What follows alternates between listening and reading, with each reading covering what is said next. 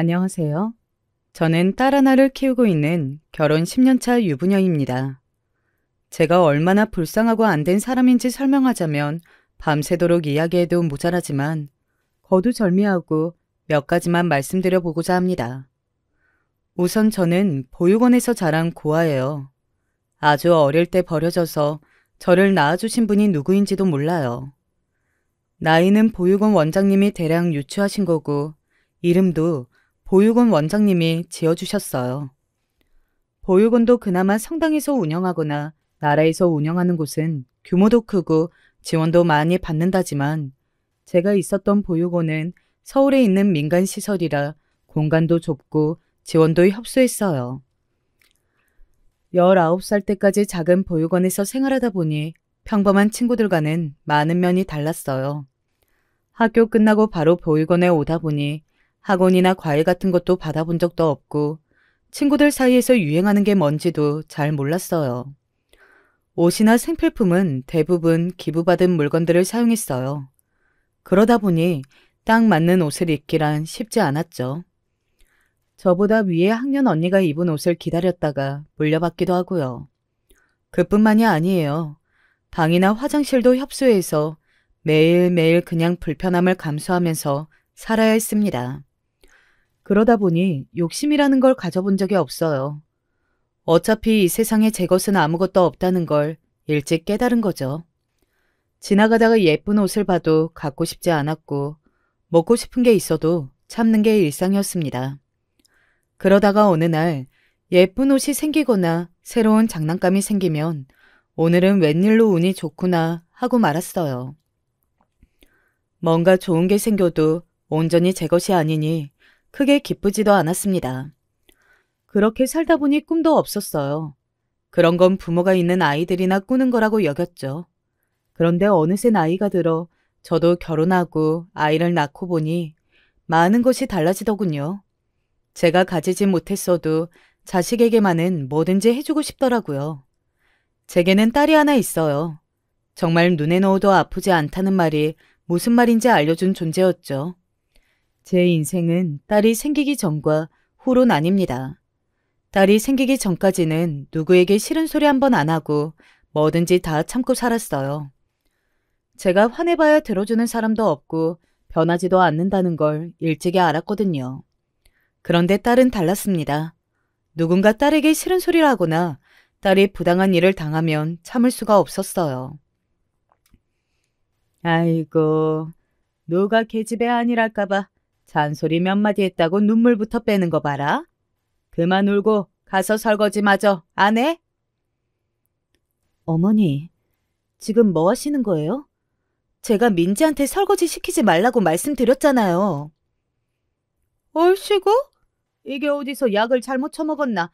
어디서 시어머니한테 소리를 고래고래 질러? 원래 딸려는 어미 팔자 담는 거야. 너도 나가서 설거지하고 다니면서 네 딸은 왜 지키지 말래? 민지, 설거지하지 말고 들어가서 공부해. 어머니, 제 이야기 잘 들으세요. 앞으로도 며느리랑 아들 집에 얹혀 살면서 밥 얻어 드시고 싶으시면 제 딸 그런 식으로 취급하지 마세요. 알겠어요? 저는 방문을 쾅 닫고 방에 들어와 버렸습니다.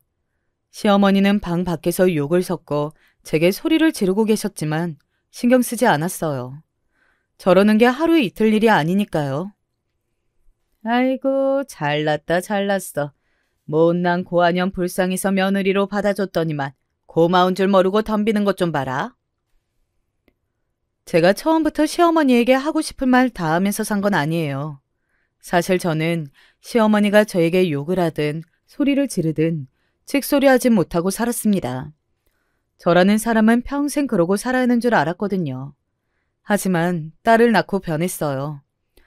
제가 평생 무시당하고 서름받으니 제 딸에게도 그래도 되는 줄 아시더라고요. 그래서 변했습니다. 제 딸을 위해서 저도 당당하게 살겠다고요. 결혼하고 10년 동안 제가 얼마나 열심히 살았는데 시어머니에게 이런 취급을 받을 수는 없었습니다. 저는 고등학교를 졸업하자마자 보육원에서 소개해준 회사에 취직했어요. 고등학교 때 이런저런 기술을 배우고 자격증을 많이 따서 금방 회사에 적응하고 잘 다닐 줄 알았는데 생각보다 회사 생활은 저와 맞지 않더라고요. 실업계 고등학교이긴 해도 전교 1, 2등을 놓치지 않을 정도로 공부도 잘했고 자격증도 웬만한 대학생들보다 많았어요. 같이 일하는 대졸 사원들보다도 일은 제가 훨씬 더 잘했습니다. 그런데 대우가 달랐어요. 월급이 다른 건 그렇다 쳐도 고졸 사원이라는 이유로 허드렛 일까지 제가 도맡아 해야 했습니다. 커피를 탄다거나 사무실 청소 같은 것까지도요. 부당하다고 생각했지만 괜히 밉보여서 잘리고 싶지는 않았습니다.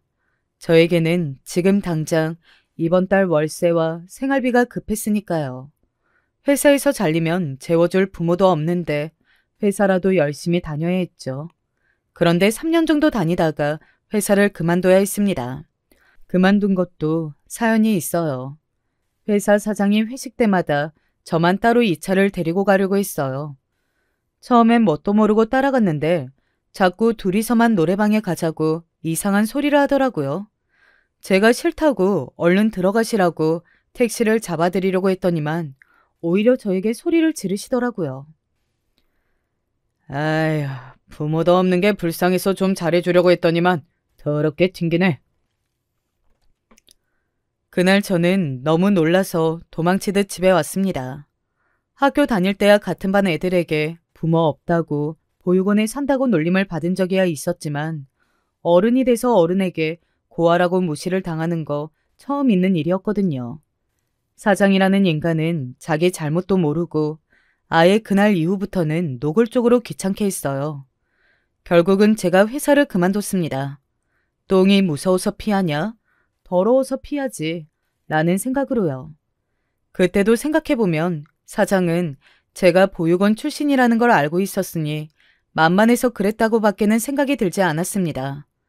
회사에 여자 직원이 저 말고도 4~5명이 더 있었는데도 항상 저에게만 그랬거든요. 저도 항상 한 푼이 아까우니 참고 다녀보려고 했었는데 더는 인간 같지도 않은 새끼한테 무시당하고 싶지 않아서 그만뒀습니다. 어딜 가든 여기보다는 낫겠지 싶어서요. 여기저기 면접을 보며 전전하다 들어간 곳이 대학로 근처의 유명한 식당이었어요. 사실 제가 형편 때문에 대학은 가지 못했지만 대학에 대한 로망은 있었어요. 그래서 대학로 근처에 자주 놀러 갔습니다. 그냥 또래 대학생들은 보면 기분이 좋았거든요. 그러다가 우연히 식당 공고를 보게 됐습니다. 주방 보조를 뽑더라고요.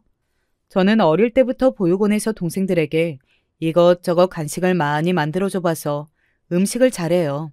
하는 걸 좋아하기도 하고요. 회사를 그만두고 앞으로 뭘 먹고 사나 막막했었는데 꼭 답답한 사무실에 갇혀서 하는 일만이 일이 아니라는 걸 깨달았죠. 제가 잘하는 일을 하다 보면 언젠가 제 가게를 갖게 될 수도 있으니까요. 가게는 이탈리안 레스토랑이었는데 화덕 피자나 스파게티 같은 음식을 파는 가게였어요. 저는 음식을 만들어 보긴 했어도 이탈리안 음식은 아예 해본 적도 없고 먹어본 적도 별로 없었습니다. 하지만 배우고자 하는 열정은 가득했어요. 가게에 취직하고 6개월을 매일 설거지랑 주방 청소만 했어요. 프라이팬 한번 만지려고 했다가 주방 선배들한테 아주 혼쭐이 났죠. 그런데 신기한 건 그 가게에서 일하면서 지금의 남편을 만났다는 겁니다. 남편은 주방장이었는데 유럽 어디까지 가서 음식 공부를 하고 온 사람이었어요. 저보다 나이가 8살이나 많은 사람이다 보니 처음엔 이성으로 보질 않았습니다. 남편도 저에게 아예 관심도 없고 매일 혼내기만 해서 저는 항상 남편이 무서웠거든요. 그러다가 몇 년 함께 일하다 보니 어느새 가까워져서 사귀게 됐습니다. 그맘때 남편은 가게를 인수해서 직접 운영을 하게 됐어요. 저도 주방에서 이제 웬만한 음식은 다 만들 정도로 성장했고요. 남편은 같이 식당을 운영해보자고 저에게 프로포즈했어요. 저는 당연히 승낙했습니다. 그때까지만 해도 저도 드디어 남들처럼 평범한 인생을 사나보다 했어요. 가정도 꾸리고 남편과 가게도 잘 운영하면서 자식도 낳고 알콩달콩 살 꿈에 부풀어 있었죠. 그런데 제 꿈은 얼마 되지 않아 와장창 깨졌습니다. 생각지도 못한 복병이 나타났어요. 바로 저의 시어머니십니다. 결혼하겠다고 인사를 드리러 갔을 때 처음 만났는데 저는 만화 속에나 나오는 사감 선생님인 줄 알았어요. 인상이 너무 차갑고 무서워 보였거든요. 외모뿐이 아니라 성격도 정말 사감 선생님 같았어요. 저를 보고도 전혀 반가워하시지 않았습니다. 오히려 제가 알아서 떨어져 주길 바라시는 눈치였어요. 남편에게 제가 고아라는 이야기를 들었다면서 고아의 고졸은 아무리 생각해도 너무하지 않냐고 대놓고 말씀하셨습니다. 남편이 옆에서 그만하시라고 말리는데도 시어머니는 아랑곳하지 않으시고 본인 하실 이야기를 계속하셨어요. 우리 아들이 도대체 뭘 보고 아가씨한테 끌렸는지는 몰라도 난 고아의 고졸 며느리는 도저히 용납할 수가 없어. 귀한 아들, 당연히 좋은 배필 만나기를 바라셨겠죠. 제가 어머니가 생각하시는 기준에 많이 부족하게 보여도 저 진수 씨 많이 좋아하고 어머님도 잘 모시면서 살 수 있어요. 한번 믿어봐 주세요. 대놓고 무시당하고 미움받는 일에 익숙하다고 생각했었는데 좋아하는 사람 부모님에게 그런 취급을 받으니 마음이 찢어지는 것 같았습니다. 제가 부족한 부분에 대해서 혼나는 거야 그렇다 치지만 고아라는 게 제 잘못도 아닌데 마치 제가 무슨 죄를 지어서 낙인이라도 찍힌 것처럼 구시니 속상했습니다. 남편도 굉장히 미안했어요. 남편은 제가 나이도 어린데 나이 많은 남자 만나 일찍 결혼해서 시어머니까지 모시고 살아야 하는 상황을 항상 미안했거든요. 사실 따지고 들자면 남편도 좋은 조건은 아니에요. 아버지가 일찍 돌아가셔서 홀어머니의 남편 밑으로 남동생이 하나 있는데 당시에 5년 넘게 사시공부를 하고 있었거든요. 남편은 한 집안의 가장이에요. 유럽으로 유학을 갔다 온 것도 대학 때 워킹홀리데이로 넘어가서 고시원 같은 데 살면서 하루 종일 접시 닦으며 일을 배웠다고 하더라고요. 우리나라 최저시급도 안 되는 돈을 받으면서요. 반대 속에서도 저와 남편은 결혼했습니다. 시어머니는 끝까지 저를 탐탁지 않아 하셨지만 남편이 밀어붙였어요. 저와 결혼 못하면 평생 총각으로 늙어 죽겠다고 해서 어쩔 수 없이 허락하셨습니다.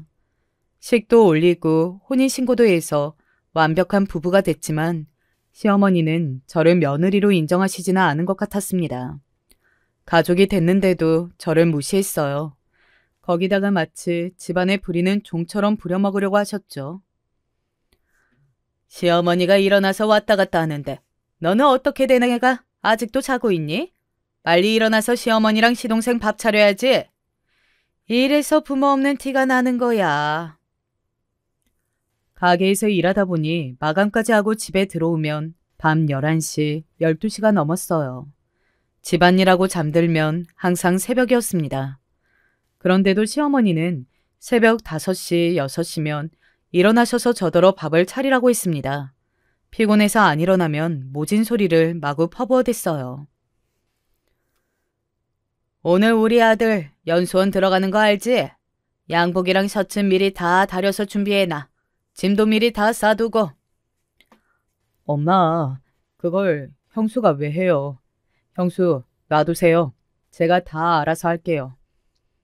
아니에요. 힘든 시험 합격해서 이제 연수원 들어가는데 제가 그 정도는 해드려야죠. 며느리가 하는 게 당연하지. 뭐 대단한 일이라고 생색이야. 암튼 마음에 드는 구석이 하나도 없어. 시어머니의 구박도 매일 듣다 보니 어느새 적응되긴 하더군요. 그래도 그나마 다행인 건 시동생과 남편은 항상 제 편을 들어줬다는 겁니다. 덕분에 버틸 수 있었죠. 시동생이 7번 만에 사법고시에 붙어서 검사가 됐어요. 시동생은 시어머니의 자랑이었습니다.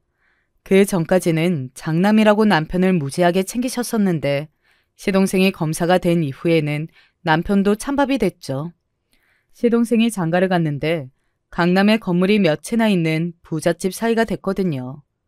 동선의 친정이 대대로 문화예술 쪽에 조예가 깊어서 엔터 사업이랑 미술, 공연 관련 사업도 하신다고 하더라고요. 동서도 직접 미술관을 운영하고 있고요. 시동생 결혼할 때도 별일이 다 있었습니다. 사실 시어머니는 시동생이 결혼하면 시동생네 집에 들어가서 살고 싶으셨던 것 같아요. 시동생이 검사이기는 해도 이제 몇 년 안 된 신입 검사다 보니 모은 돈이라고는 얼마 안 됐어요. 그러던 와중에 결혼하게 돼서 결혼 준비는 거의 다 동서가 있습니다. 신혼집도 동서가 살던 한남동의 주택으로 들어갔어요. 아가씨 때부터 드라마에서나 보던 부잣집 같은 전원주택에서 혼자 살았더라고요. 워낙 미술 쪽에 조예가 깊어서 좋아하는 그림이나 전시물들을 소장하고 싶어서 큰 집을 구매했대요. 시어머니는 그 집에 가보자마자 반해서 시동생과 동생에게 같이 살고 싶다는 티를 무지 냈어요. 아무리 돈이 많아도 그렇지 그렇게 큰 집을 바쁜 둘이서 어떻게 관리하면서 살아. 방도 많던데 이참에 엄마가 들어가서 살림도 도와주고 나중에 애 낳으면 애도 키워줄까? 저는 시어머니가 그렇게 살갑게 이야기하는 건 처음 봤습니다. 제 앞에서는 할 말 못할 말 구분 못하고 욕까지 하시면서 부잣집 동서 앞에서는 아주 천사 시어머니시더라고요. 어머니, 말씀은 감사한데 집안에 미술품이 많다 보니 정기적으로 관리하시는 분이 와서 도와주세요. 집안일도 친정에 계신 이모님이 일주일에 몇 번 와서 도와주시고요. 더군다나 제가 워낙 예민해서 친정 부모님하고도 같이 못 살고 나와 사는데 시어머님하고는 불편해서 절대 같이 못 살죠. 동서 말은 듣기만 해도 속이 후련했습니다. 그때까지도 저는 시어머니 앞에서 찍소리도 못하고 살았는데 역시나 돈이 사람을 만드나 봅니다. 아무리 잘 배우고 돈이 많아도 시어머니인데 하고 싶은 말을 조리 있게 참 잘하더라고요. 저는 동서가 멋있으면서도 부러웠습니다. 저도 능력 있는 부모가 있었으면 저렇게 컸을까 싶어서요. 그런데 저희 시어머니는 구제불능이었습니다. 동서가 그렇게 잘 설명했는데도 포기가 잘 안 되나 봐요. 결혼식 이후 툭 하면 동서네 집에 갔습니다. 이유는 많았죠. 반찬을 해다 주기도 하고 탁 트인 동서네 정원에서 바비큐가 먹고 싶다고 하기도 하고요. 동서는 그런 시어머니가 불편했는지 시동생을 시켜 시어머니를 못 오게 했습니다. 엄마, 내가 말했잖아. 수아는 집에 아끼는 미술품이 많아서 아무나 집에 들락거리는 거 싫어한다니까. 제발 오실 때 연락 좀 하고 오세요. 아, 그리고 저희 없을 때 오지 마시고요. 아이고, 상전났네, 상전났어. 며느리라는 게 돈 좀 있다고 건방지게. 아, 내 아들도 검사다 이거야. 그깟집 하나 가지고 유세는? 시어머니는 동서 앞에서는 찍소리도 못하시면서 혼자 매일 동서 욕을 하셨어요. 그러다가 언제부턴가는 동서 욕이 뚝 끊겼더군요. 알고 보니 얼마 전부터 시동생이 매달 시어머니에게 생활비를 보내주더라고요. 동서가 보내드리라고 했대요. 그때부터는 마음대로 동선에 가지도 못하고 얌전히 생활비를 받아 쓰셨습니다. 역시 돈 앞에는 장사 없어요. 그런데 문제는 화풀이를 저에게 하셨다는 겁니다. 시간이 지날수록 저를 구박하는 수위가 더 심해졌어요. 전에는 남편 눈치라도 보셨는데 언제부턴가는 남편이 있어도 신경 쓰지 않고 저를 막 대하셨습니다. 처음엔 저도 워낙 서툰 게 많으니 배우려고 참았습니다. 그런데 시간이 지날수록 자꾸만 속상하고 억울한 일들이 생겼어요. 하루는 그런 일도 있었습니다. 남편이 주방일에 관여를 많이 하게 되다 보니 카운터를 고정으로 봐줄 사람이 필요했어요. 남편은 저에게 하라고 했습니다. 주방에 본인이 있는데 저까지 있으면 직원들이 불편해할 것 같다고요. 듣고 보니 남편 말이 맞는 것 같아 평소에는 거의 제가 카운터를 봤습니다. 그런데 시어머니가 한번 가게에 오셨다가 제가 말끔하게 차려입고 카운터에 있는 모습을 보고는 마음에 안 드셨는지 난리를 치셨어요. 저 무식한 애를 가게 카운터에 앉혀놓으면 어떡해? 지가 대단한 사모님이라도 된 줄 알 거 아니야. 어머니, 무슨 말씀을 그렇게 하세요? 사장인 제 아내면 사모님이 맞죠? 그리고 가게 일은 제 소관이니까 이래라 저래라 하지 마세요. 남편이 단호하게 말했는데도 시어머니는 마음에 안 드셨는지 저를 따로 불러서 이야기하셨습니다. 너희 둘 다 매일 가게에 나가 있으니 집에서 혼자 살림하느라 힘들어서 안 되겠다. 이건 뭐 말이 좋아 너희들이 나 모시고 사는 거지. 정작 이건 내가 너희 뒤치다꺼리 해주면서 사는 거랑 뭐가 다르니? 어머니, 죄송해요. 가게가 늦게 끝나다 보니 제가 집안일에 신경을 못 썼네요. 앞으로는 제가 조금 일찍 들어와서 어머님 도와드릴게요. 됐다. 너 일한다고 생색내는 꼴 못 보겠어. 차라리 내가 가게에 나갈 테니까 네가 집구석에서 살림이나 해. 시어머니는 말도 안 되는 억지를 부리셨습니다.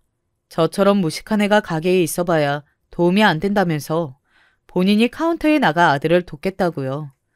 남편은 시어머니에게 그게 말이 되냐고 했지만 저는 시어머니 말씀대로 하겠다고 했습니다. 시어머니야, 제가 뭐래도 미워서 그러시는 거니 막상 가게에 나가서 일해보시면 힘들어서 다시 저에게 나가라고 하실 테니까요.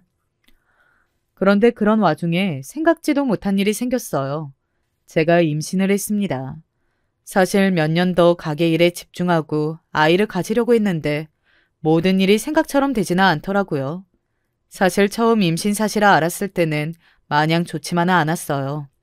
제가 과연 좋은 엄마가 될 수 있을까? 라는 불안감이 저도 모르게 제 마음속에 자리 잡고 있더라고요. 혼란스러운 와중에 임신은 제가 했는데 생색은 시어머니가 내시더군요. 이거 봐라. 매일 집에서 퍼즐로 노니까 알아서 애도 생기고 얼마나 좋아. 결혼하고 몇 년 동안 애도 하나 못 낳길래 어디가 고장났나 했더니만 그나마 쓸 데가 있기는 있네. 임신한 며느리더러 한다는 소리가 그나마 쓸 데가 있답니다. 기분이 상해도 몸이 너무 지치고 힘들어서 말할 힘도 없었어요. 입덧이 너무 심했거든요. 아침 일찍 출근하는 시어머니와 남편 아침을 차려야 해서 항상 새벽 5시면 일어났어요. 그런데 입덧이 심할 때는 밤새도록 먹은 거 없이 토하다 보면 한숨도 못 자고 일어날 때가 허다했죠.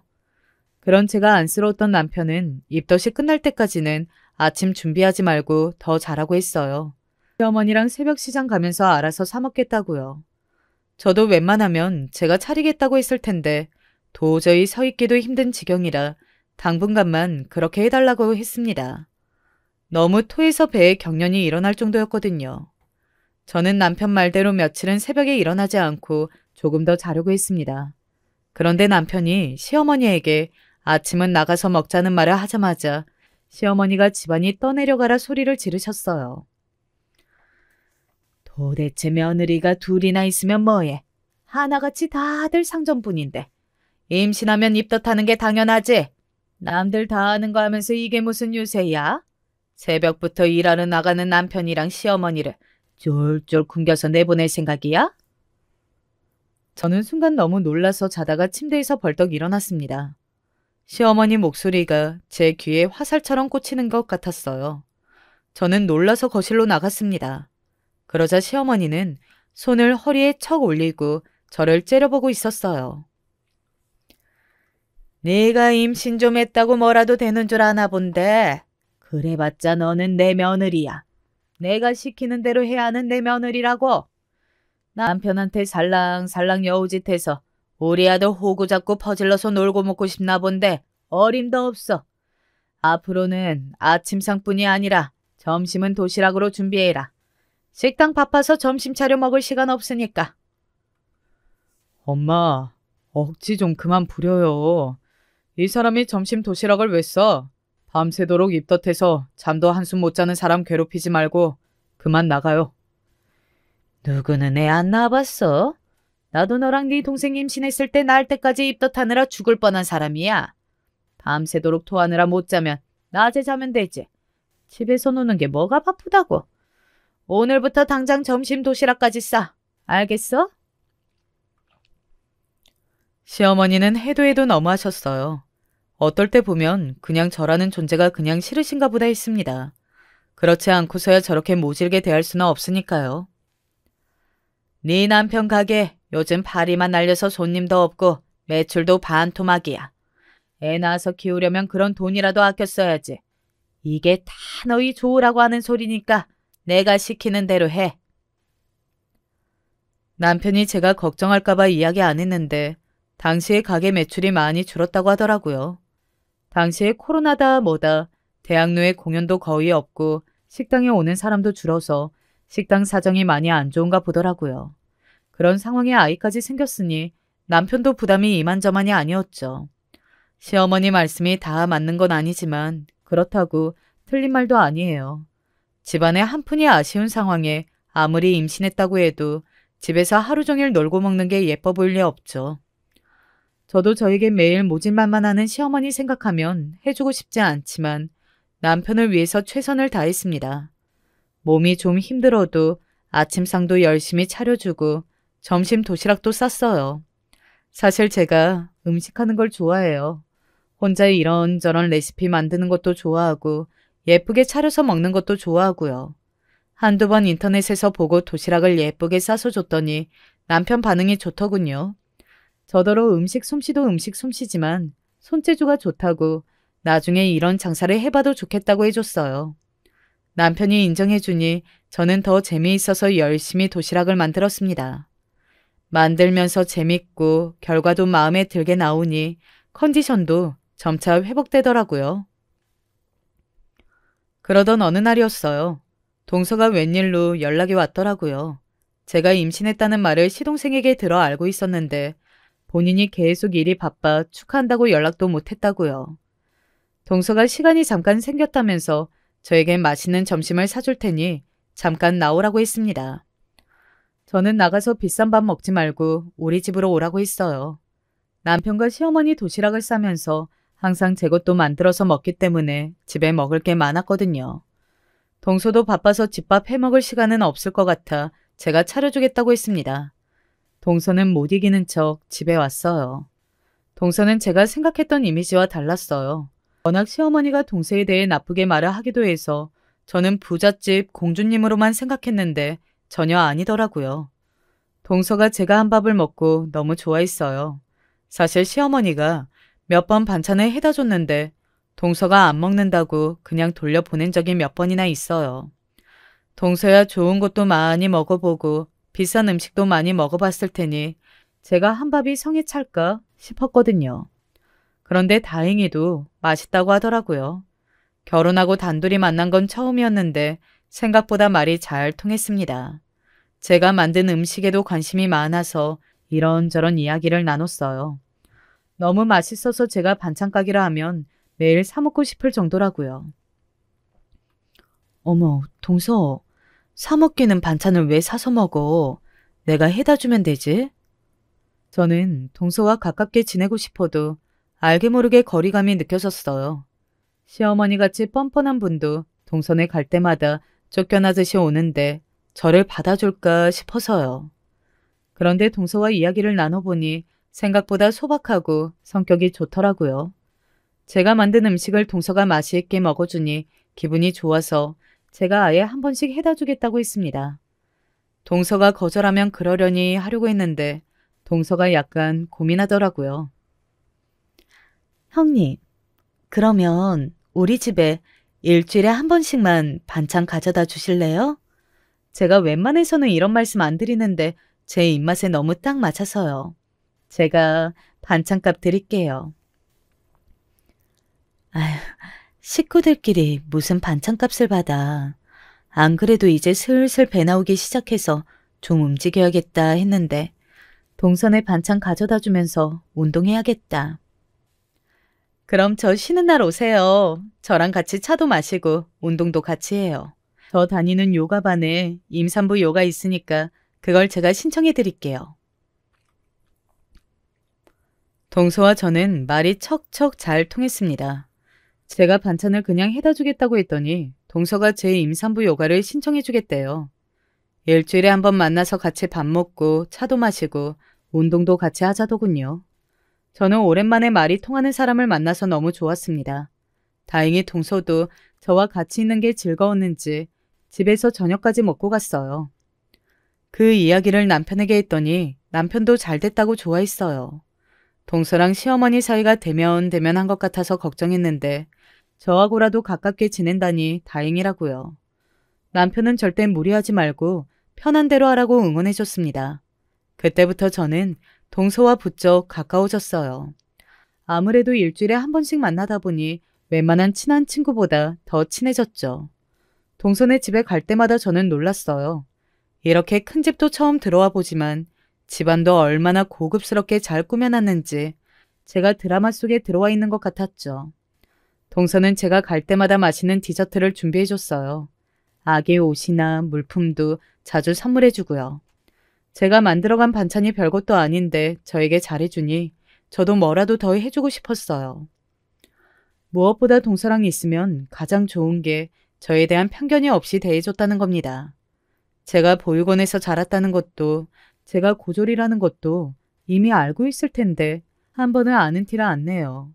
집에 놀러 갈 때도 동서는 항상 자신이 가장 아끼는 그림이나 작품을 저에게 설명해 줬어요.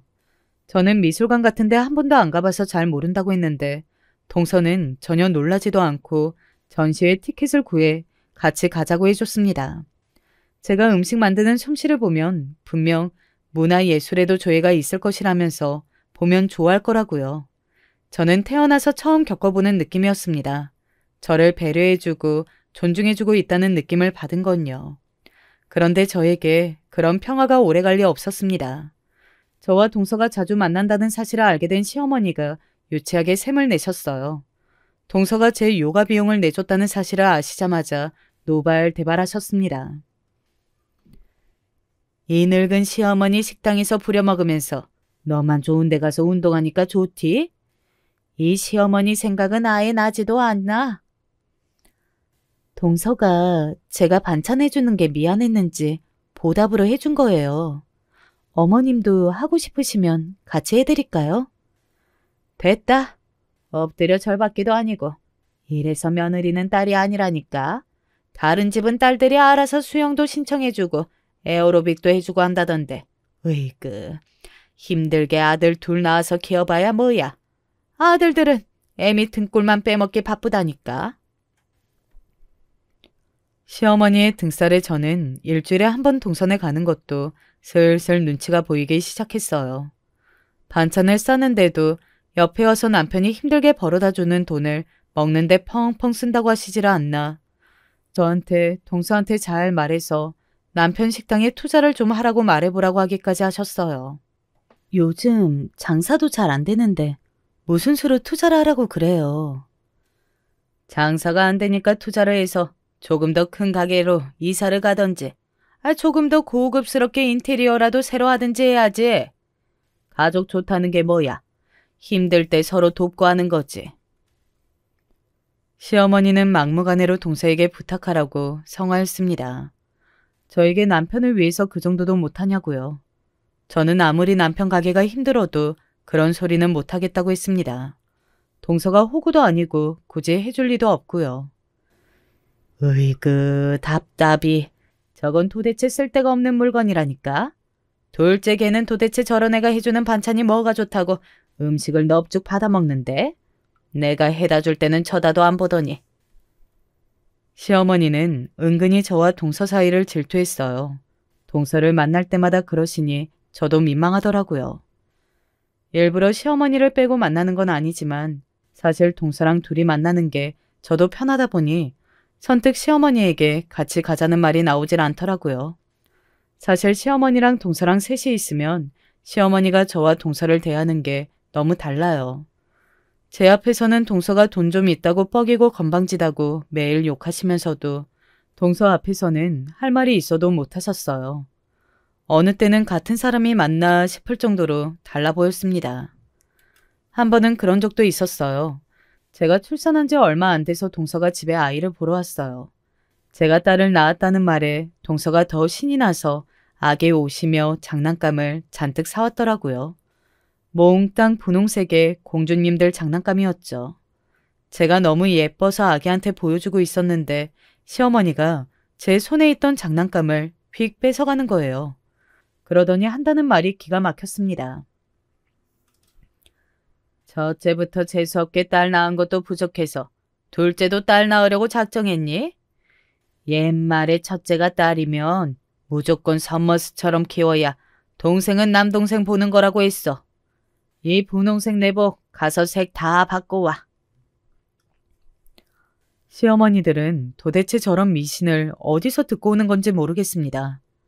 애 하나 키우는 것도 너무 힘들어서 둘째 낳을 생각은 조금도 없었는데 시어머니는 마음대로 둘째는 아들을 꼭 낳아야 한다고 성화였죠. 그때였습니다. 동서가 화장실에서 나오면서 시어머니 말을 들었나 봐요. 미간을 잔뜩 찌푸리고 다가온 동서가 시어머니에게 한마디 했습니다.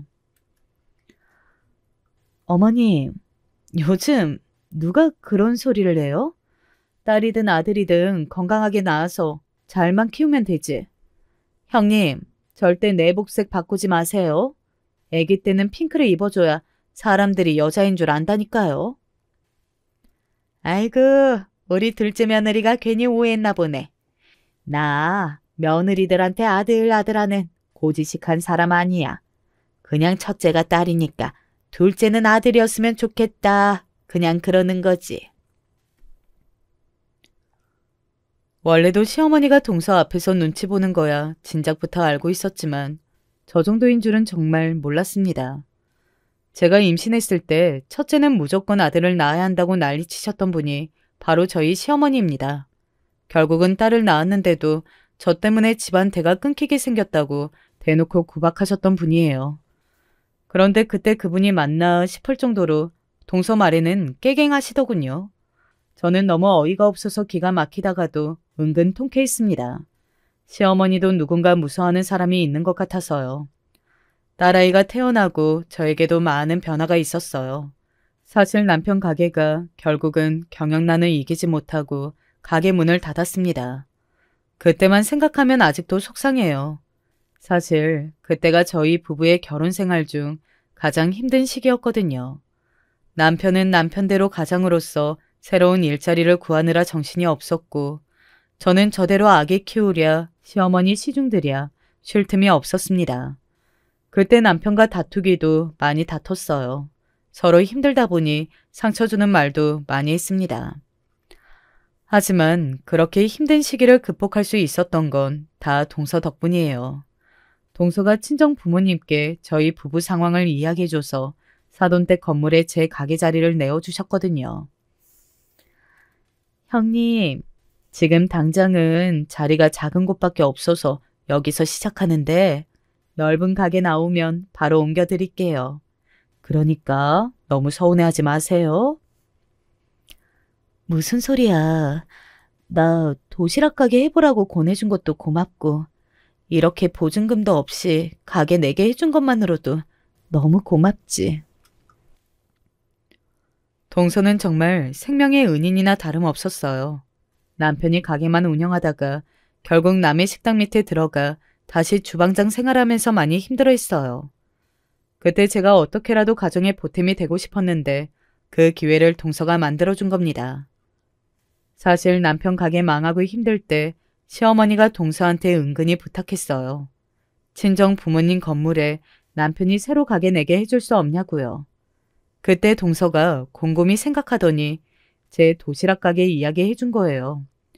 요즘같이 불경기 때 큰 식당보다 작은 도시락 가게나 반찬 가게가 더 잘 되지 않겠냐고요. 부모님 건물에는 이미 큰 식당들이 다 자리 잡은 지 오래됐어요.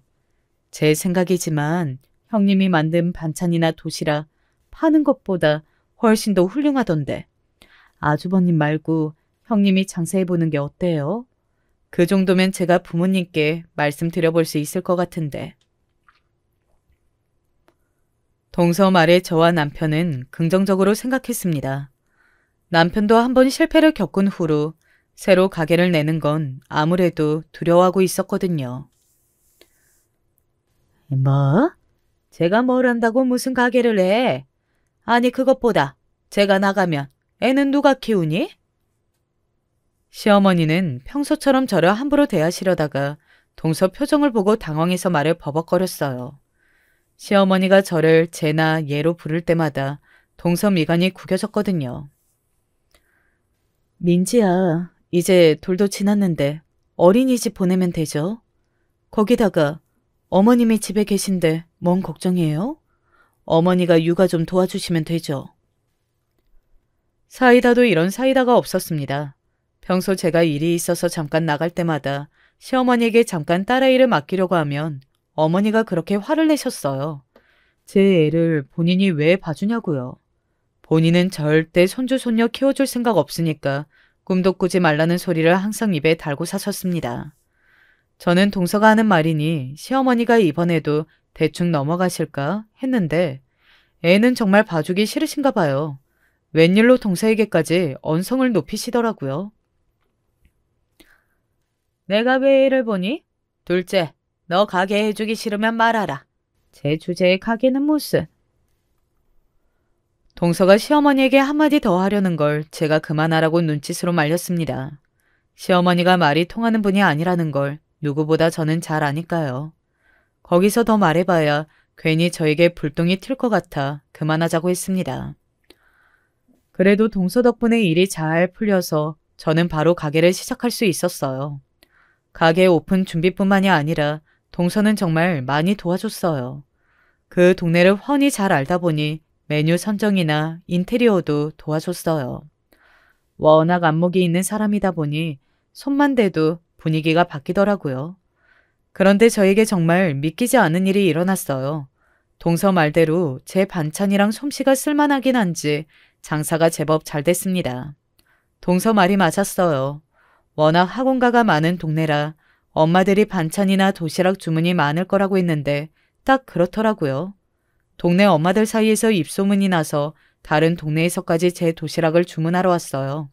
배달도 제법 나갔고요. 저도 믿기지 않지만 가게를 낸 지 3, 4년이 지나니 남편이 버는 돈보다 제 가게 매출이 앞지르기 시작했어요. 돈도 돈이지만 저는 일이 너무 재미있었습니다. 일이 잘 되니 모든 일이 다 즐겁게만 보이더라고요. 그런데 제가 즐거우면 즐거울수록 시어머니의 심기는 좋지 않았습니다. 저는 신경 쓰지 않았어요. 저는 예전의 제가 아니었으니까요. 전에야 제가 고아의 고졸이라는 사실을 가지고 시어머니가 워낙 못마땅해 하셨으니 그게 마치 제 잘못인 것처럼 생각했어요. 제가 가진 것이라고는 없이 부족하니 시댁 식구들을 더 잘 챙기고 잘해야 한다는 강박이 나름 있었죠. 하지만 딸아이가 커가는 모습을 보니 제가 더는 바보처럼 굴면 안 된다는 걸 확실히 알았습니다. 제가 바보처럼 굴면 제 딸아이도 바보 취급을 받으니까요. 시어머니는 제가 미우면 미울수록 제 딸아이에게 화풀이 있어요. 이제 유치원 다니는 애한테 버릇을 가르친다는 명분으로 청소며 설거지를 자꾸만 시켰습니다. 제가 몇 번 시키지 말라고 했는데도 자꾸만 말도 안 되는 핑계를 대면서 시키셔서 저와 몇 번 언성을 높이고 싸운 적이 있어요. 내 나이가 70이 다 됐는데 언제까지 손주년 보면서 밥이며 빨래며 집안일 하니? 며느리인 네가 집안을 돌볼 생각도 안 하고 매일 밖으로만 도니까 네 딸년이라도 이 할머니를 보살펴야 할 거 아니야. 제가 밖에 나가서 노느라고 집안을 내팽개쳤어요? 저도 먹고 살려고 하는 거잖아요. 가끔 보면 시어머니가 치매에 걸린 게 아닌가 싶을 정도로 이상할 때가 있어요. 물론 시어머니도 연세가 드셨으니 예전처럼 건강하지는 않으시겠지만 저에게 소리를 지를 때마다 보면 누가 봐도 저보다 건강해 보였어요. 거기다가 요즘 세상에 어떤 못된 할머니가 귀한 손녀한테 설거지를 시켜요. 네가 요즘 돈 좀 번다고 아주 눈에 보이는 게 없나 본데 아무리 네가 잘났다고 기고만장해도 부모 없는 고아년인 건 안 변해. 그러니까 내 앞에서 싹바가지 없이 잘난 척하지 마. 저도 예전 같으면 시어머니의 막말을 더 듣기 싫어서 금방 제가 먼저 잘못했다고 했겠지만 더는 그러고 싶지 않았습니다. 상황이 달라졌다는 걸 시어머니에게 알려드려야겠다 싶었죠. 어머니, 민지 아빠한테 아직 못 들으셨나 본데 저희 곧 이사 갈 거예요. 집이 가게에서 멀어서 아침에 나가기 힘들다고 했더니 민지 아빠가 아예 가게 근처로 이사 가자고 하더라고요. 그런데 어머님께서 자꾸 저나 민지한테 이렇게 모질게 구시면 저 더는 어머님이랑 못 살아요. 안 그래도 민지가 할머니 무서워서 같이 살기 싫다고 하고요. 아이씨고 웃기는 소리 하네. 네가 그깟 구멍가게 같은 반찬가게 하나에서 강남에 무슨 집을 구한다고 그래? 아 왜? 이제 와서 월세살이라도 하려고? 시어머니는 아직도 상황 파악이 안 되는지 끝까지 저를 무시하셨어요. 어머니 말이 맞아요. 아무리 장사가 잘 된다고 해도 제가 무슨 수로 강남에 집을 구하겠어요. 동서가 제가 너무 힘들어 보인다고 가게 근처에 아파트가 하나 있는데 거기 싸게 전세로 살라고 하더라고요. 그 정도는 제가 낼 수 있을 것 같아서 그러겠다고 했어요. 사실이었습니다. 천사 같은 동서가 제가 새벽에 출근해서 밤늦게 집에 들어가는 걸 안쓰러워하더라고요. 제가 매일 딸아이 자는 얼굴만 보고 나와서 들어가서도 자는 모습만 본다고 했더니 신경 쓰였나 보더라고요. 동서 명의의 가게 근처에 아파트가 있는데 어차피 남한테 전세 주는 거 우리가 쓰면 좋겠다고 하더라고요. 아파트 단지가 워낙 커서 애들 어린이집이나 유치원도 많고요. 동서한테 받은 게 많아서 거절하려고 했는데 생각할수록 좋은 제안이라 쉽게 거절할 수 없었습니다. 저도 동서 아파트로 들어가게 되면 당연히 시어머니를 모시고 들어갈 생각이었는데 시어머니 하는 꼴이 미우니 저도 모르게 욱해서 말이 그렇게 나왔어요. 그래도 제가 욱해서 이야기한 것 치고 효과가 있었나 봅니다. 시어머니는 정말 당신만 혼자 두고 저희만 나갈까 걱정되긴 했는지 며칠 조용하시더라고요. 저나 저희 딸에게 괜히 짜증도 안 내고요. 저도 은근 다행이다 싶었습니다. 시어머니도 이제 연세가 드셨으니 좀 변하셨나 보다 기대했죠. 그런데 역시나 사람은 변하는 게 아니었습니다. 시어머니는 조용히 저를 곤란하게 만들 생각만 하고 있었어요. 저와 동서 사이가 좋아서 본인이 찬밥 신세가 되는 거라고 생각했는지 저와 동서를 떼어놓으려고 잔머리를 굴리셨더라고요. 어느 날이었어요. 가게가 하루 쉬는 날이라 딸아이랑 시간을 보내고 있었는데 시어머니가 아침부터 안 보이시더라고요. 저는 또 어디를 나가셨나 하고 신경 안 쓰고 있었는데 점심때쯤 전화가 왔더라고요. 나 지금 둘째네 집에 와 있으니까 네가 후딱 와서 점심 좀 차려라. 배고파 죽겠다. 순간 어이가 없어서 제가 거기를 왜 가냐고 했습니다. 배고프시면 집에 와서 식사하시라고요. 그러자 시어머니는 버럭 소리를 질렀어요. 네가 이제는 시어머니가 아주 만만하구나. 가게 내주고 아파트 전세도 척척 내주는 동서한테는 매일 반찬도 날라주면서 이 시어머니가 배고프다는데 밥도 안 차려줘? 노망이 난 게 틀림없다고 생각했습니다. 그렇지 않고서야 저딴 소리를 할 수 없었죠. 항상 하는 말이지만 시어머니랑 언성 높이고 이야기해봐야 소용이 없어요. 항상 소리만 지르면 끝이니까요. 저는 좋게 생각하기로 했어요. 오랜만에 딸아이 데리고 작은 엄마네 간다고 여기기로 했죠. 저는 가는 길에 동서에게 전화했어요. 시어머니가 다짜고짜 동서네 집으로 오라고 했다고요. 그러자 동서도 안 그래도 쉬는 날이라 잠깐 나와 있었는데 시어머니가 갑자기 오셔서 자기도 집에 들어가는 중이라고 하더라고요. 동서보다 저와 딸아이가 먼저 도착해서 우선 급한 대로 시어머니 밥부터 차렸어요. 그래도 집에 있던 반찬을 미리 가지고 가서 금방 상을 차렸어요. 시어머니는 얄미운 게 고맙다는 말 한마디도 안 하고 앉자마자 한 그릇을 후딱 비우더군요. 이딴 음식이 뭐가 특별하다고 돈까지 주고 사 먹는데 도무지 먹을 때마다 이해가 안 되네. 얼른 설거지부터 해라. 네 동서 오면 더럽다고 한 소리 하겠다. 어쩜 저렇게 미운 말만 골라서 할 수 있을까요? 마음 같아서는 정말 들고 있던 반찬통을 시어머니 얼굴에 던져버리고 싶었습니다. 그때였어요. 거실에서 뭔가 와장창 깨지는 소리가 들렸어요. 저는 너무 놀라서 거실로 나갔습니다. 그런데 딸아이가 바닥에 주저앉아 펑펑 울고 있더라고요. 그리고 바닥에는 뭔가 깨졌는지 유리 파편이 널려 있었습니다. 저는 너무 놀라서 딸아이부터 안아서 소파에 올렸어요. 저는 시어머니를 쏘아보았습니다. 그러자 시어머니가 콧방귀를 뀌시며 제 딸아이에게 한심하다는 듯 혀를 찼어요. 으이그, 계집애가 가만히 좀 있지. 너 이게 뭔 줄 알고 깼어? 네 몸값보다도 더 비싼 거야 이거사. 큰일 났네. 이거 몇 천은 넘는 도자기라고 했는데. 순간 저는 눈이 뒤집히고 말았습니다. 몇 천이고 몇 억이고 저에게 욕을 하고 막말하는 건 그렇다 치지만 제 딸아이에게 막말하는 건 참을 수가 없었습니다. 어머니, 더는 어머니랑 상종 못하겠네요. 제가 이혼녀가 돼서 혼자 애를 키우는 한이 있어도 어머님이랑은 같이 못 살겠네요. 꼴값 떨고 있네. 이혼해도 내 아들이 너랑 이혼하지. 네가 뭔데 먼저 이혼을 한 해만 해야. 헛소리 하지 말고 청소나 빨래하고 나한테 잘못했다고 빌어. 그럼 내가 둘째한테 너 용서해주라고 얘기해 줄 테니까. 저는 시어머니의 목소리를 더 듣고 싶지도 않았어요. 저는 곧바로 동서에게 전화했습니다. 올분에 가득 찬 제 목소리에 놀란 동서는 불이 나게 도착했어요. 그리고는 무슨 일이냐고 놀라서 울고 있는 제 딸아이부터 데리고 방으로 들어갔습니다. 가만 보면 시어머니는 참 무식해요. 본인이 동서한테 좀 잘해줬다고 동서가 본인이 저에게 지금까지 저지른 만행을 모를 줄 알았나 봐요. 동서에게 쪼르르 달려가서는 도자기가 깨졌다고 일러 바쳤어요. 둘째야. 응, 네가 그랬지. 저거 비싼 거라고. 어떡한다니. 저것들이 이렇게 뭘 모르는 것들이라니까. 괜찮아요. 애가 실수로 그런 건데 그럴 수도 있죠.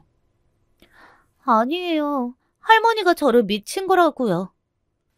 그 순간 울고만 있던 딸아이가 울음을 그치고 나와 시어머니를 향해 소리쳤어요.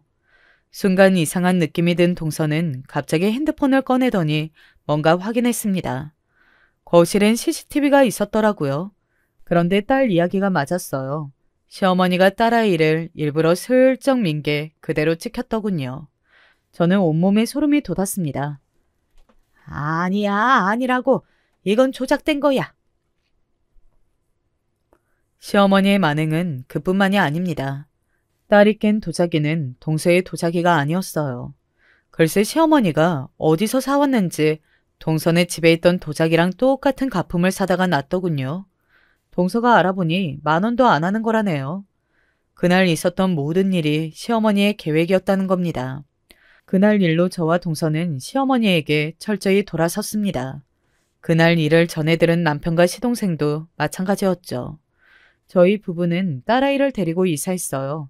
동서가 전세로 준 집으로요. 아들이 엄마한테 이러면 안 되지. 저런 여우 같은 년들 말만 믿고 엄마를 버리면 어떡해. 시어머니는 아들들이라고 잡으려고 저와 동서가 꾸민 짓이라고 몰아갔지만 이미 동서 핸드폰에 담긴 영상까지 확인했으니 빼도 박도 할 수가 없었죠. 그날 이후로 시어머니는 거지가 됐습니다. 그나마 저희와 같이 살면서 동서가 매달 주는 생활비로 사셨는데 모든 지원이 다 끊겼으니 살 방법이 없으셨죠. 얼마 전에 듣기로는 어디 건물 청소하러 다니신다는 것 같더라고요. 그 소리를 들었을 때는 사실 안쓰럽고 불쌍해서 연락이라도 해야 하나 싶었어요. 그런데 시어머니께서 저에게 메시지로 미안하다면서 우리 손녀 민지 사진을 보내달라고 하는데 정이 확 떨어지더라고요. 그 전까지 손녀라고 한번 따뜻하게 불러준 적도 없으면서 이제와 저러니 정말 싫더라고요. 벌써 시어머니와 인연을 끊은 지 반년도 넘었습니다. 저는 너무 잘 지내고 있습니다. 동서도 마찬가지고요. 결혼 10년 만에 시어머니와 처음으로 떨어져 살다 보니 속이 뻥 뚫리는 것 같아요. 저는 다짐했습니다. 앞으로 무슨 일이 있어도 시어머니랑은 안 보고 살기로요. 제 사정을 모르는 사람들은 어떻게 며느리들이 시어머니를 버리냐고 할 수 있지만 제 이야기를 들으시는 여러분만은 저를 이해해 주세요. 댓글로 응원글 남겨주시면 힘이 될 것 같습니다. 긴 이야기 들어주셔서 감사합니다. 여러분의 가정에는 항상 화목한 일만 있으시길 바랍니다. 안녕하세요. 저는 어린 아들 한 명을 둔 30대 워킹맘이에요. 전보다 활발하게는 아니더라도 제 일을 어느 정도 하면서 아이 키우는 맛으로 그렇게 남편과 세 식구가 지내고 있습니다. 가까운 곳에 시댁이 있어서 시어머니를 종종 뵙고 있고요. 얼마 전 사연을 또 듣는데 왠지 제가 겪은 일과 약간 비슷하다는 인상을 받아서요. 사람 사는 게 어찌 보면 거기서 거기 비슷한 그림이라고 하는데 정말 그런가 봅니다. 시댁 시어머니와 있었던 며느리의 사연에서 마치 제가 그 안의 주인공이 된 듯한 기분을 느꼈어요. 그렇다면 저도 한번 시간 날 때 제 이야기로 사연 신청해보는 게 어떨까 싶었고요. 정말 한 번쯤은 제 인생 이야기를 훌훌 털어버리듯 꺼내놓고 싶다는 생각이 원래 있었어요. 요즘 유튜브가 되게 다양하잖아요. 유튜브 이용하시는 분들이라면 자기가 주인공이 되어 자기 채널을 운영하는 유튜버를 다들 아실 거라고 생각하는데요. 최근 젊은 층들 사이에서 최고로 인기인 유튜브 채널, 유튜버가 어떤 종류인지 아시나요? 자기 일상을 유튜브로 보여주고 공유하면서 금수저임을 자랑하는 거예요. 자본주의의 끝을 달리고 있는 우리나라의 현황 같아요. 서울의 호화로운 아파트에서 사는 일상, 각종 명품들을 구매하고 그걸 소개하는 내용들, 그걸 넘어서 코로나 시국에도 해외로 나가 돈을 쓰는 모습들까지. 전부 젊다 못해 어린 친구들이 하는 자기소개들입니다. 능력이라곤 오로지 부모를 잘 만난 것으로 남들보다 우월한 출발선에서 시작한 인생을 뽐내며 자랑하는 것이 몇 년 전부터 계속 유행이에요. 집에 돈이 많으니 학업 환경도 좋고 외모 관리를 하기에도 유리하고 잘나고 풍족한 삶이라 항상 행복하고 긍정적이라 성격들도 좋습니다. 남자 여자 가리지 않고 정말 사랑 많이 받고 자란 티가 나는 사람들이죠. 그런 사람들이 자신의 인생의 잘남을 공개하며 남들의 부러움과 열망을 받고선 그것으로 또 돈을 법니다. 부익부 빈익빈이죠. 이러니까 어린아이들도 알 수 있는 거예요.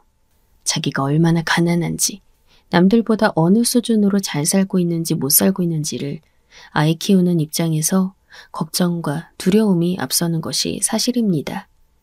왜냐면 저는 아이에게 우월한 출발선을 물려주지 못한 부모니까요. 저 어렸을 때 스마트폰이며 유튜브가 없던 시절이라 참 다행이란 생각이 들고 있어요. 그랬다면 저는 그 캄캄한 어둠 속에서도 더한 나락으로 떨어졌을지 모를 일이니까요. 소수의 엘리트가 먹여 살리고 소득의 대부분을 차지하는 이 사회에서 저는 하단에 속한 계급에서 태어나고 자란 사람입니다. 부모님, 저희 엄마 아빠 두 분 다 최종 학력이 중졸이에요. 아빠는 일용직을 오래도록 전전하셨고요. 그러다가 몸이 안 좋아지셨어요. 그럴 때마다 꽤 오래 쉬셨고요.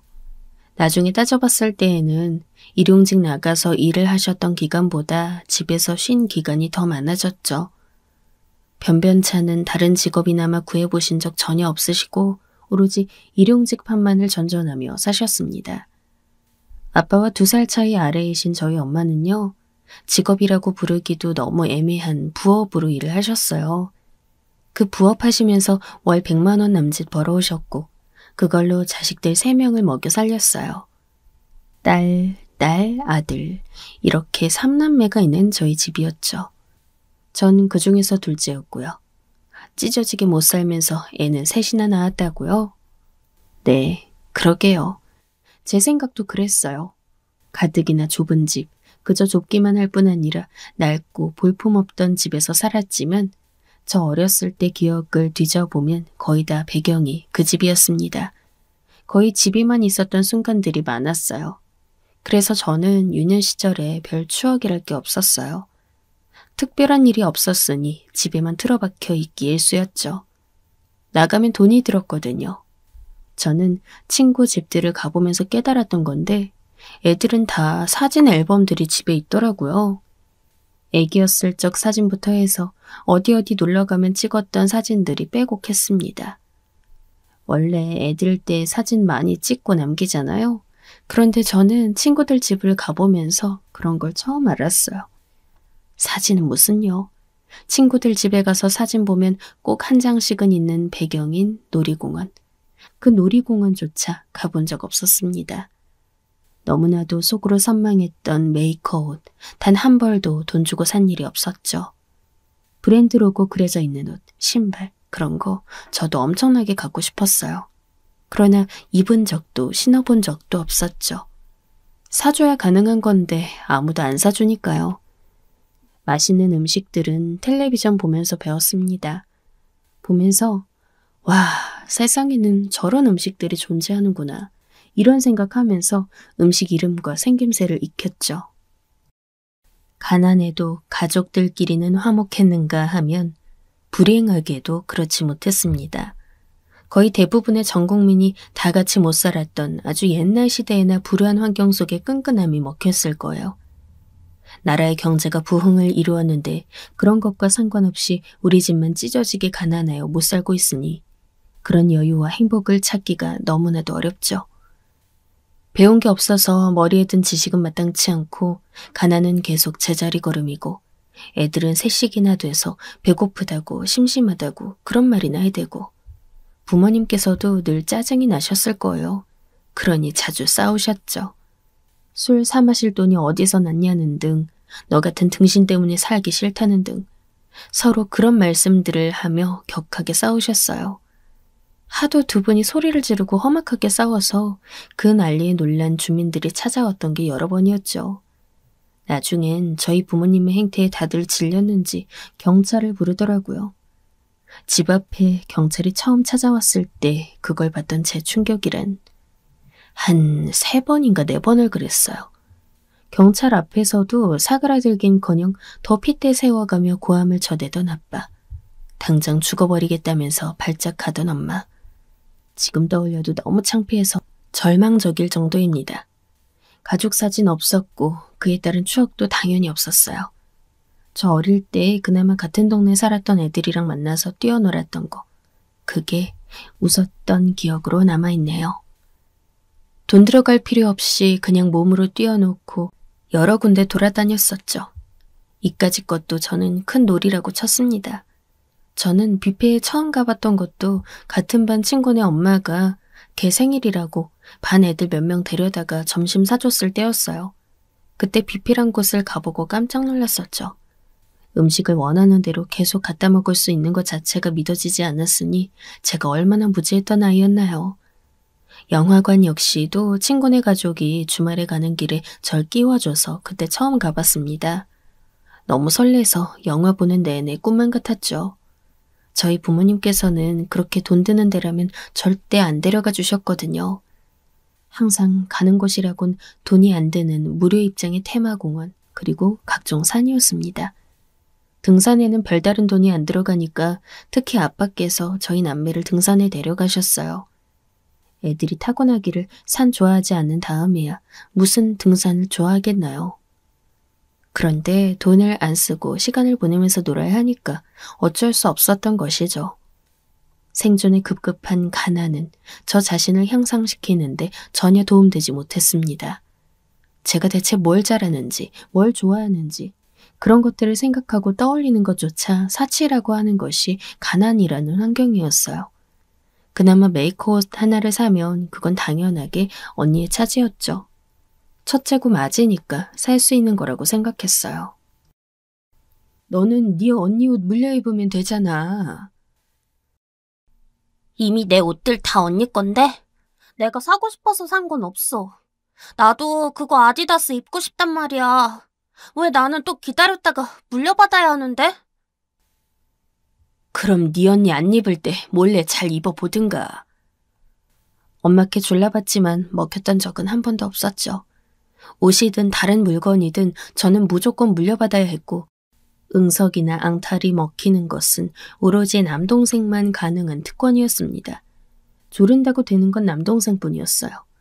전 막내가 아니니까 참으라는 소리만 들었어요. 제가 누나니까 참고 양보해야 한다고 했죠. 언니한테 양보해야 한다고 소리를 들을 때는 이유가 제가 동생이라 그런 거였는데 이럴 땐 누나라서 참아야 하고 저럴 땐 동생이라 참아야 하고 가운데서 저는 늘 찬밥 신세였던 것 같아요. 고등학교 올라가면서부터는 여러 가지가 보이고 생각이 되기 시작했습니다. 서서히 제 안에서 어른이 된다면 이라는 가정이 자리 잡고 있었어요. 지금까지 살면서 못한 것들, 누려보지 못했던 것들, 어른이 되면 스스로 해야겠다는 다짐이 들었습니다. 어른이 되면 제가 제 돈 벌어서 멋지게 살고 싶어졌어요. 이런 배경에는 늘 들었던 언니의 입버릇이 있었죠. 드라마 속의 여주인공까진 아니더라도 거기 나오는 사람들처럼 언니는 멋지게 살고 싶다고 그랬거든요. 성인만 되면 자기 꿈을 펼치고 살 거라면서 항상 그렇게 말했어요. 취업해서 자기 일 성공적으로 하면서 좋은 남자 만나 연애하다가 안정적인 환경에서 결혼까지 하고 싶다고 말을 했었죠. 그러면서 자기는 항상 결혼은 28배 하고 싶다고 했어요.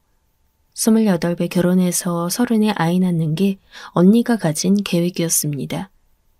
꿈에 부푼 언니의 말을 들으며 저도 제가 성인이 된다면 어떻게 살지 꿈을 그리기 시작했어요. 하지만 언니는 결혼을 24세 했습니다.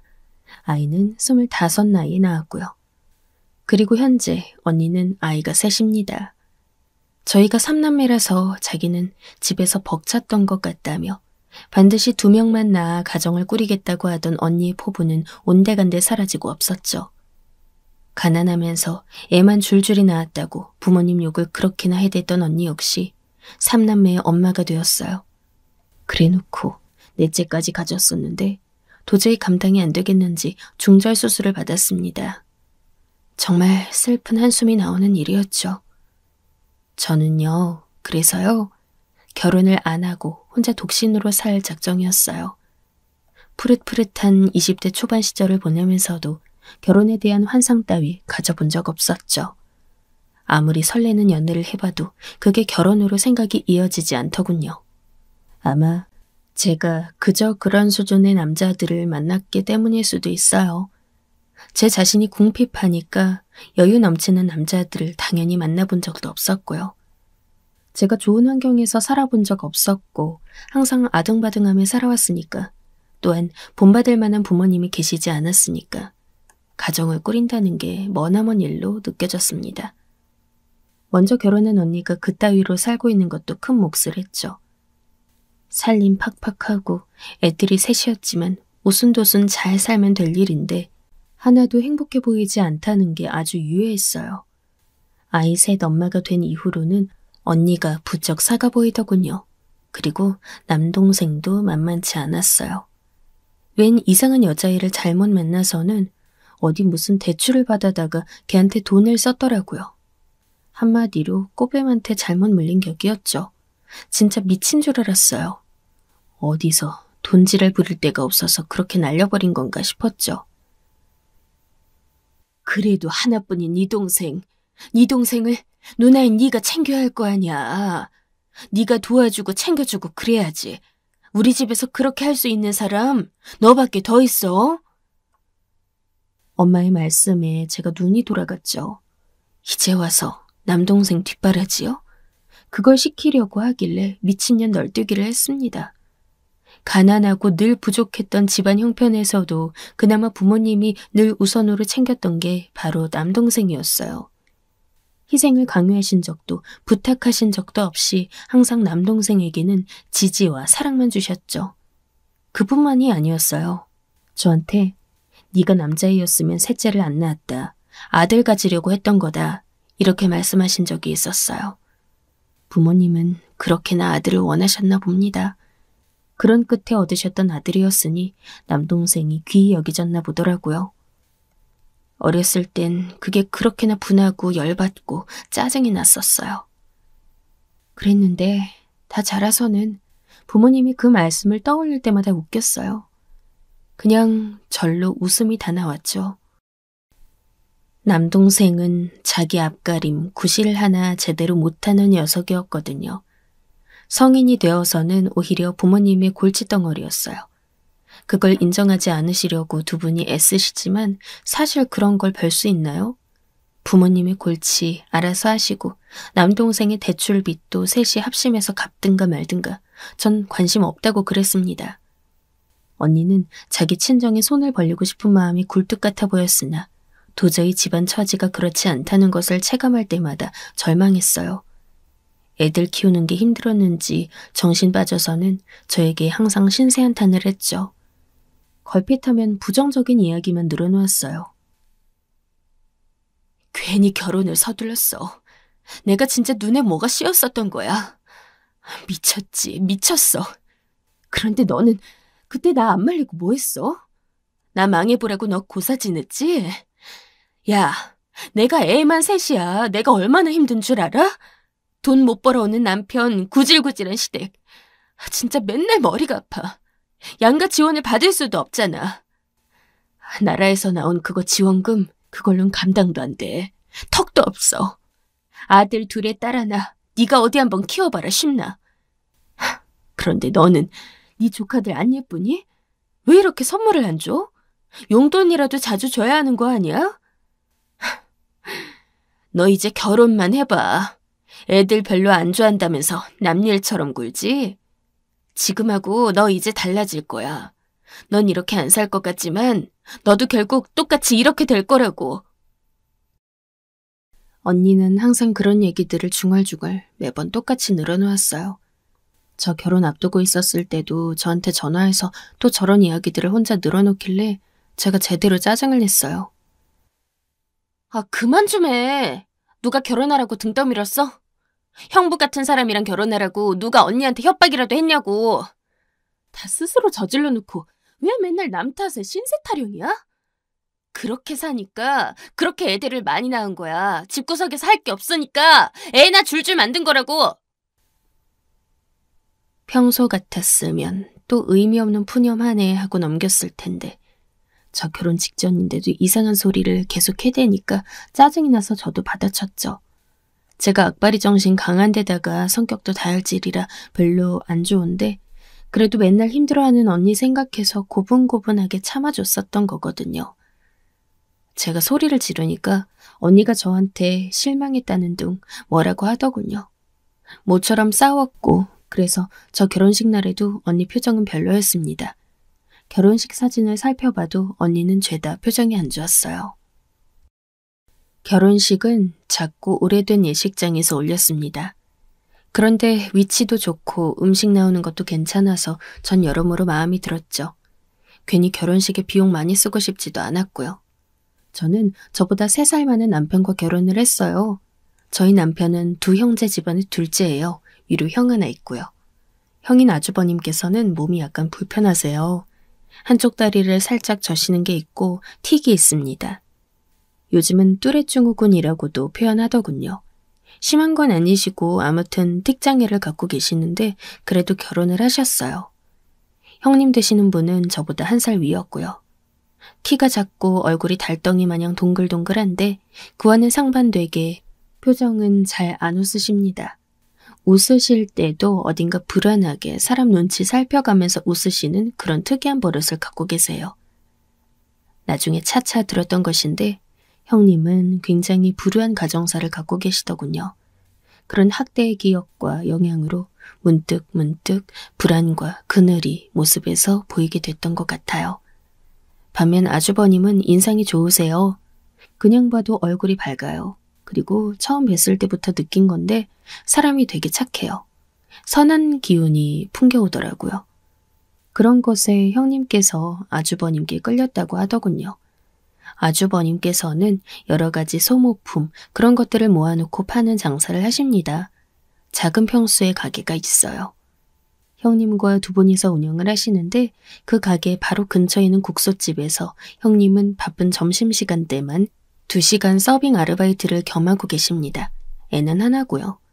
저희 애보다 1살 많아서 둘이 친하게 지내요. 그런데 아주버님의 유전을 받았는지 틱을 보이고 있습니다. 심한 건 절대 아니라서 그나마 다행이고 안심이죠. 형제끼리 성향이 비슷해서 남편도 되게 착해요. 이 착하고 성실한 모습에 제가 끌렸어요. 항상 잘 웃고요. 무슨 상황이 와도 긍정적으로 대처합니다. 저는 누가 절 공격할까봐 언제든지 방어하기 위해 가시 세우고 있는 고슴도치 같은 사람이에요. 그런 저와는 완전 다르게 느껴지는 사람이 바로 남편이었어요. 반대가 끌리는 이유라는 표현처럼 그렇게 끌렸습니다. 이 사람이라면 적어도 불행하게 살 일은 없겠다 싶더군요. 저희는 딱 1년 연애 끝에 결혼하게 되었죠. 시아버지는 돌아가셨고 시어머니만 계셨어요. 저희 결혼하기 3년 전에 시아버지께선 돌아가셨죠. 우리 아버지 돌아가시고 그렇게 나온 돈으로 우리 어머니 지내고 계셔. 돈 모아서 장가 가는데 부지런히 보태라면서 내가 드리는 용돈은 받으려고 하시지도 않아. 저희 연애할 때 들은 이야기로 왠지 시어머니는 어느 정도 고집이 있는 구두쇠로 보였어요. 왜냐하면 듣는 얘기마다 그랬거든요. 알뜰살뜰하게, 그리고 아들들의 어떤 말에도 쉽게 흔들리지 않고 지내는 분이었죠. 실제로 배웠을 때도 예상처럼 딱 그런 분이셨어요. 니들끼리 알아서 잘 살아라. 가까이 산다고 해서 괜히 노인네 잘 살고 있나 한 번만 들여다볼 거, 괜히 2번, 3번 들여다볼 생각 말고. 원래는 조금 거리가 떨어진 곳에서 신혼집을 구하고 결혼 생활을 시작했었는데요. 2년 계약이 끝난 후로 대출을 통해 아예 저희 집을 사고자 했어요. 어쩌다 보니 시어머니 계신 댁 옆 동네였죠. 아주버님께서 살짝 멀리 살다 보니 저희라도 시댁 근처로 가야 하나 그런 생각을 하고 있던 것도 맞아요. 시댁은 빌라가 오래되고 작긴 했어도 위치가 굉장히 좋았거든요. 대로변에서도 가까웠고 그래서 시댁 주변으로는 재개발이 싹 되었어요. 나중에 그 집 어떤 일을 통해서라도 처분하면 저희 부부한테 의논하고 싶다고 시어머니는 그러셨어요. 아주버님보다야 저희 남편이 그런 쪽으로 훨씬 유능했으니까요. 또한 워낙 형제애가 좋고 아주버님께서 장남이신데도 그걸 방패 삼아 뭘 내세우신다거나 욕심을 부리시는 게 전혀 없기 때문에 시어머니가 오히려 저희 남편에게 없는 재산이나마 다 주고 싶다는 의견을 미리 피력하신 적이 있었어요. 그럼 알아서 남편이 자기 형 식구들도 챙겨줄 것을 시어머니는 간파하신 거죠. 어쨌든 저희 부부는 고민하다가 마침 합리적인 매물이 나오는 바람에 시댁 옆 동네로 이사를 했습니다. 저는 내심 앞일을 걱정하고 있었는데 시어머니께서 그럴 것 없다는 듯 선수를 쳐주셨죠. 제발 부담 갖지 말라고 하시더군요. 말씀만이라도 참 감사했어요. 그런데 아무래도 저희 아이를 시어머니께서 워낙 예뻐하시고 좋아하셔서 아이 데리고 자주 들르게 되긴 하더군요. 특히 주말엔 핑계가 없으니 웬만하면 시댁에 가서 시어머니를 배웠죠. 저랑 남편은 둘이 진지하게 상의를 해서 아이는 하나만 키우자고 진작에 그래놨어요. 저희 결혼하고 나서 언니가 또 임신하는 바람에 중절 수술을 했거든요. 저한테 어디 한번 결혼해서 잘 살아보라고 침을 튀겨가며 막말을 하더니 에휴, 또 그렇게 막장 행보를 보였어요. 그거 보면서 제가 느낀 게 있었죠. 절대 저렇게 되지 말아야겠다. 그래서 남편이랑 앞일 어떻게 될지 모르겠지만 우선은 더 낳지 말고 저희 아들을 외동으로 키우는 것으로 정했어요. 저는 출산 3주 전까지 일을 했어요. 그리고 출산 후에 다시 일을 나가기 시작했고요. 프리랜서 형태로 계약을 맺은 영업직이었기 때문에 근무 환경이 유연했지만 크게 돈이 안 되는 것은 흠이었습니다. 기본금에 각자의 실적을 더하는 형식이라 달마다 챙겨가는 금액이 달랐죠. 하지만 제 능력으로는 더 좋은 일자리를 찾아다니는 게 한계가 있던 데다가 사무실에 50대 초반 언니 2분 계시는 걸 보고선 이건 나이 들어서도 상관없이 할 수 있겠다 싶어 계속 다니게 됐던 겁니다. 차포 떼고 저희 부부가 벌어오는 돈이 평균적으로 월 370만 원 정도였어요. 알뜰살뜰하게 돈 관리하며 지냈습니다. 그리고 친정집을 도와주다가는 한도 끝도 없을 것 같아서 저희는 더 이상 그렇게 할 수 없다고 달마다 20만 원씩 드리고 더 추가로 얻는 거 없다고 못을 박았어요. 그랬더니 부모님이 저한테 화를 내시는 거예요. 야박하다고 말이죠. 제가 어이없어서 그랬습니다.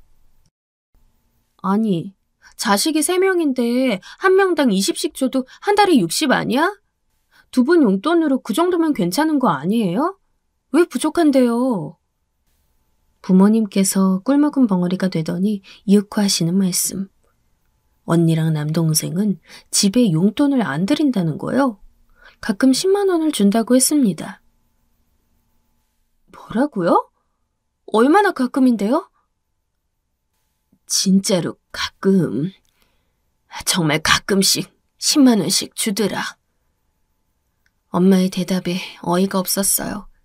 심지어는요, 남동생은 용돈을 이따금씩 타가고 있었더라고요.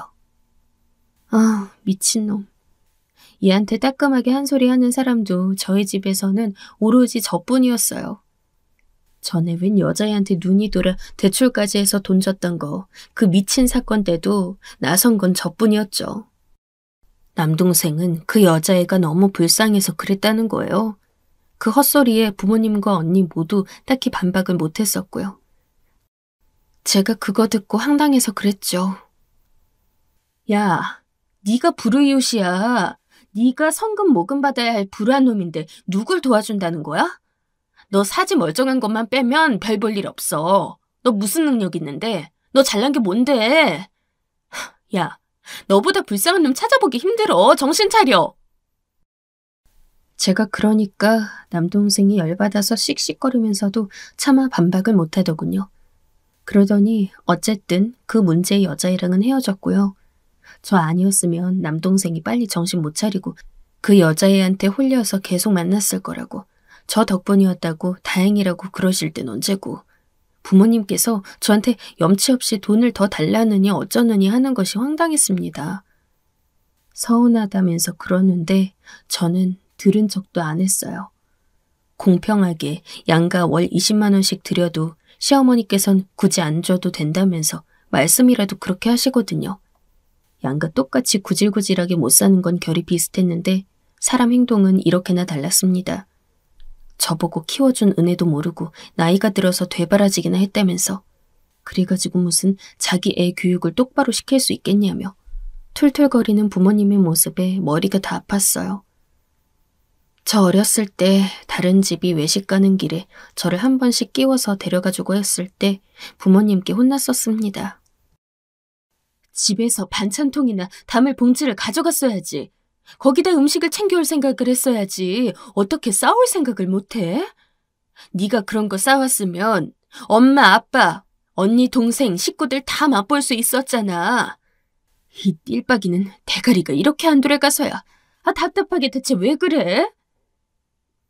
엄마께서 저한테 젓가락을 집어던지며 막 소리 질렀던 모습이 아직도 상처로 기억 속에 남아있는데요.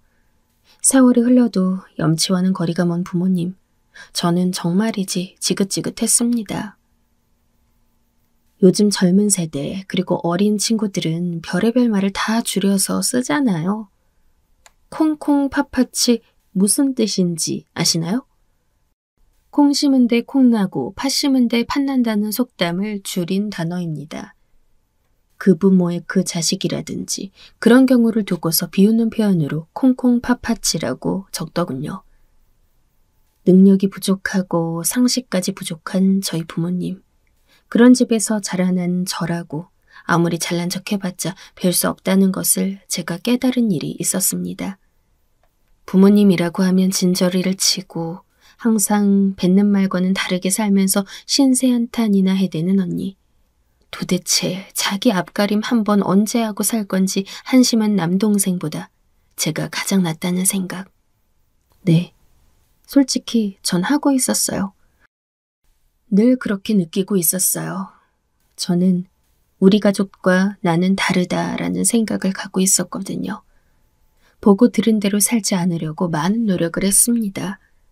착하고 성실한 남편을 만나 아이를 낳은 뒤 정말 나름의 최선을 다했어요. 특히 제가 없는 집에 뭣도 아닌 가운데 둘째로서 느껴왔던 서름, 한이 많았기 때문에 아이한테 늘 잘해주고자 했습니다. 아들만은 번듯하게 잘 키워내고자 하는 것이 제 욕심이었어요. 그래서인지 아이 문제라면 예민하게 신경이 쓰였는데요. 남편의 친조카요. 아주버님의 아들인데 살짝 틱이 있거든요. 저희 아이와 1살 차이밖에 안 나기도 하고 만날 기회가 있으면 둘이 잘 놀게 환경을 조성해 주었어요.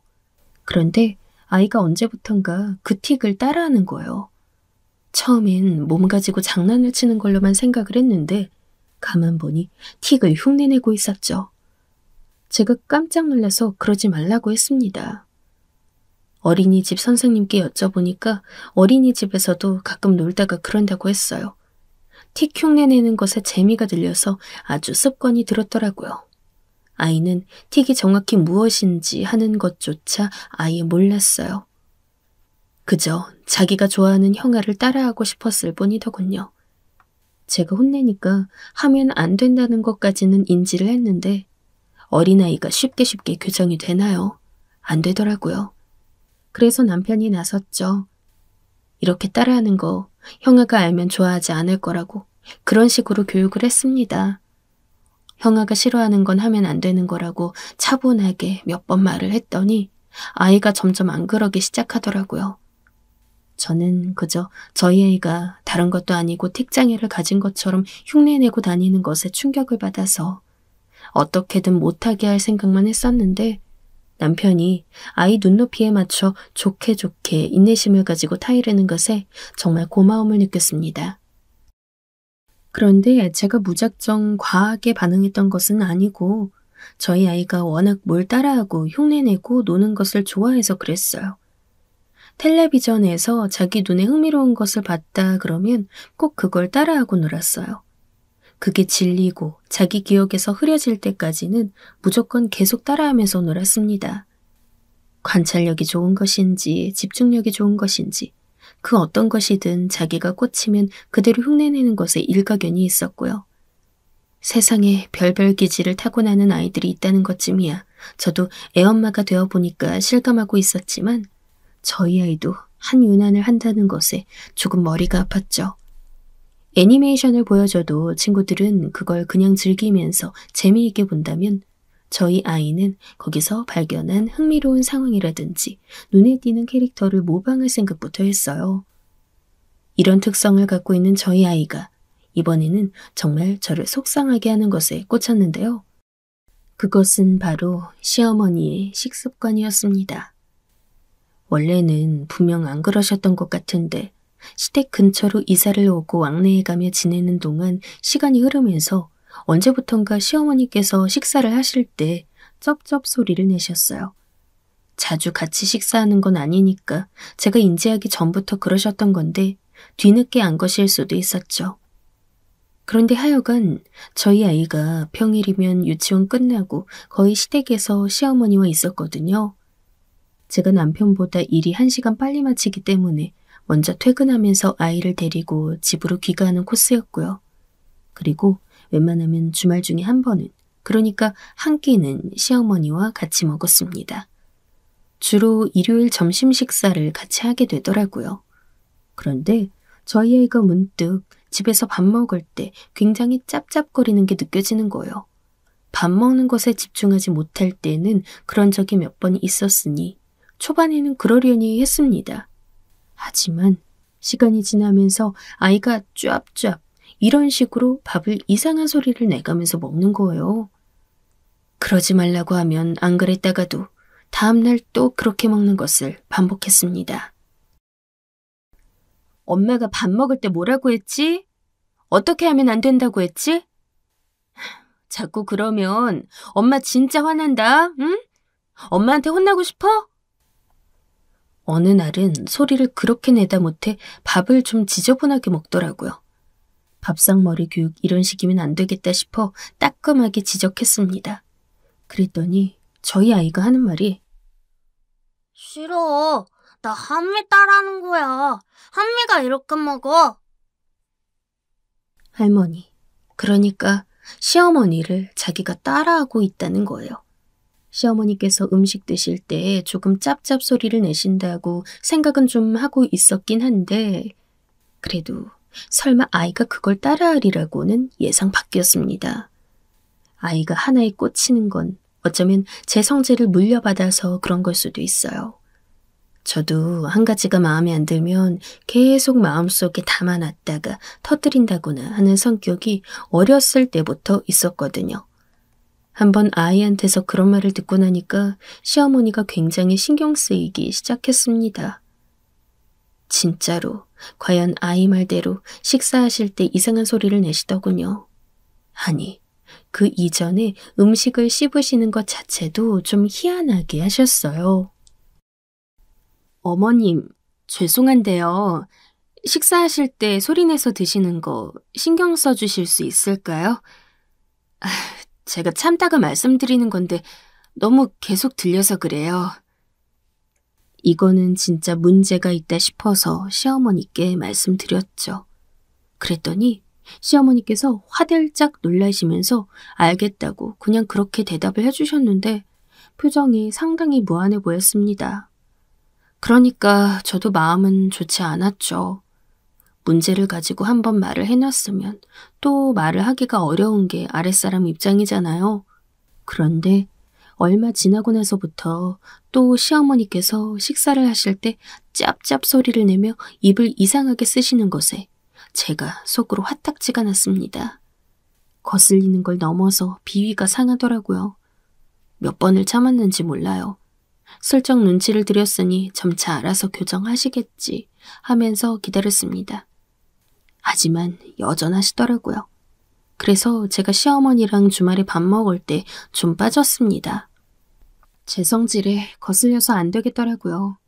그리고 시간이 좀 지났을 때 어느 일요일 낮에 시댁에서 시어머니와 함께 넷이 찬밥 있던 걸로 김치볶음밥 만들고 감자부침개를 해서 먹었어요.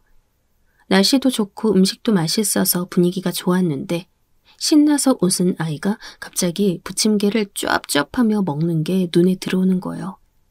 그날따라 더 그랬어요. 남편이 조용히 아이를 향해 쓱 하고 있는데 그 와중에 제 귀에 들려온 짭짭짭 소리. 시어머니께서 김치볶음밥을 온 입안을 이용해 드시고 계셨습니다. 아, 진짜 거슬려 죽겠네. 그만 좀 쩝쩝거리시라니까요. 보다 못한 제가 울컥해서 말을 하고 말았습니다. 남편이 놀라서 저를 쳐다보고 시어머니께서는 천천히 수저를 내려놓으시며 손으로 입가를 가리셨어요. 바로 밥상이 조용해졌죠. 시어머니께서는 그저 미안하단 말씀을 하시곤 다 드셨다며 방으로 들어가셨어요. 저는 한숨과 함께 남편에게 변명을 늘어놓았습니다. 남편 역시 한숨을 내쉬며 아이에게 마저 밥을 먹였고요. 일단 설거지랑 뒷정리부터 싹 끝내고 시어머니께 무슨 말씀이라도 드릴 작정이었는데 상 치우는 와중에 시어머니께서 화장실에서 나오시더니 저희한테 오시는 거예요. 멋쩍게 웃으시는데 저랑 남편이 동시에 깜짝 놀랐습니다. 시어머니 윗니가 휑한 거예요. 그리고 화장실 휴지로 물기를 닦아서 손에 가지고 계신 것은 바로 틀니였습니다. 엄마, 언제 틀니를 하셨어? 아니, 대체 언제, 어떻게... 시어머니께서 틀니를 끼우시는 모습을 저는 멍하게 바라보았습니다. 이가 안 좋아서 참고 참다가 치과를 가셨는데 임플란트 비용은 엄두도 안 나고 돈이 너무 아까워서 틀니를 선택하셨다는 거예요. 어머님, 말씀을 하시지. 임플란트 그거 암만 비싸도 저희 카드 할부로 못 해드릴 금액은 아닌데요. 에휴, 어째 그래. 내 자식들, 며느리들, 똥강아지 손주들. 안 그래도 먹고 살기 바쁜데 나 때문에 돈 쓰느라 더 바쁘게 만들 수야 없었어. 그 전에 어머님 수중에 돈 모아두셨던 거 그거는요? 그거야 내 돈 아니지. 다 니들한테 주려고 내가 얼마나 고이고이 간직하고 있는데. 시어머니께서 말끝을 흐리시며 대답하신 순간 제 눈에서 눈물샘이 펑 터져서 흘러나왔어요. 남편이 저 달래주다가 훌쩍거리고 저희한테 왜 오냐면서 그러시다가 시어머니께서도 이내 눈물을 훔치시고 영문을 모르는 아이만 남겨둔 채 어른 셋이서 울었습니다. 비단 이번 일 때문만이 아니라 그간 제 안에 쌓여있던 감정들이 터진 것 때문에 눈물이 멈추지 않았어요. 제가 친정에서는 냉혈한이라 불릴 정도로 눈물이 없는 사람인데 시어머니께 죄송하다고 치아 치료 받고 다니시는 것조차 몰랐던 무심한 며느리라 면목 없다고 계속해서 저도 모르게 말씀을 드렸습니다. 제가 어떤 며느리였는가를 돌아보니 마냥 저희 친정 식구들 욕을 할 수 없겠더라고요. 잘나게 도리에 들인 것 하나가 없었습니다. 틀리가 자꾸 어색해서 밥을 이상하게 먹었다며 민망하다고 말씀하시는 시어머니 앞에서 저의 그릇이 한없이 작게 느껴졌네요. 아주버님께도 남편이 연락을 드렸는데 역시나 치과 치료에 대해서는 전혀 눈치를 못 채셨대요. 저희가 전해드린 이야기 듣고 아주버님과 형님도 속상하시다며 우셨습니다. 그 후로 저희는 물론 아주버님네도 시어머니와 자주 왕래하며 잘 지내고 있어요. 죄송했던 것을 계기로 저는 시어머니와 대화를 더 많이 나누게 되었는데요. 이제는요, 제가 친정일로 속이 문드러질 때 찾는 상대가 바로 시어머니입니다. 얼마나 감사한지 모르겠어요.